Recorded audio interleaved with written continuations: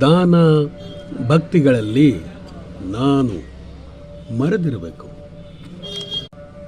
ನಾನು ಎಂಬ ರೋಗ ನಿಗಿದಗೆ ಗುರುಬೋಧೆ ತಾನೇ ಫಲಿಸುವುದು ಸರ್ವಜ್ಞ. ದಾನ ಭಕ್ತಿ ಧರ್ಮ ಇದ್ದಲ್ಲೇ ನಾನು ಅನ್ನೋದು ಇರಬಾರ್ದು. ನಾನು ಭಕ್ತಿವಂತ, ನಾನು ಧರ್ಮವಂತ, ನಾನು ಧರ್ಮವಂತ ಅನ್ನೋದು ಗರ್ವ ಇರಬಾರ್ದು, ಅಹಂಕಾರ ಇರಬಾರ್ದು.